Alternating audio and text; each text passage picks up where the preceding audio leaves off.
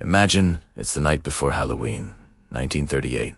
You're at home, gathered around the radio with your family. An announcer breaks in with some shocking news.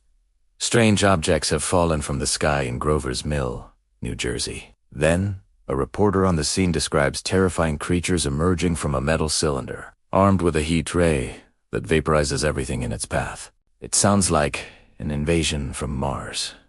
What would you do? This wasn't a hypothetical question for thousands of Americans. On October 30th, 1938, people really did panic. They flooded police stations with calls, packed their bags, and jumped in their cars to flee. Some grabbed their rifles, ready to fight for their lives against alien invaders. The country was on the edge of hysteria. But here's the twist.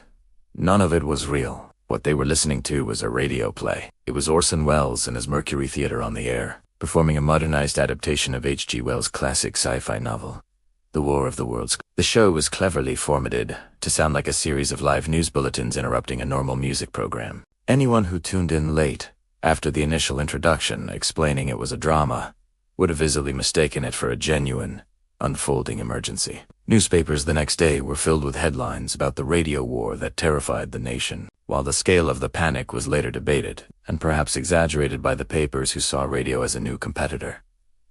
There's no doubt that many people were truly frightened. They believed what they heard because, back then, radio was the most trusted and immediate source of news. It came directly into their living rooms, and the performances were incredibly realistic, with sound effects and panic-sounding actors playing reporters and officials. The event became a legendary moment in media history. It demonstrated the incredible power of broadcast media to shape public perception and emotion. It showed how easily fiction, when presented as fact, could blur the lines of reality. Orson Welles himself went on the air the next day to apologize, claiming he had no idea his Halloween prank would cause such a stir. This single broadcast became a powerful lesson about media literacy and the importance of questioning what we hear and see. A lesson that's even more relevant today in our world of social media and instant information. It was a night when a simple story proved that the most powerful weapon is Antahatre, from Maz.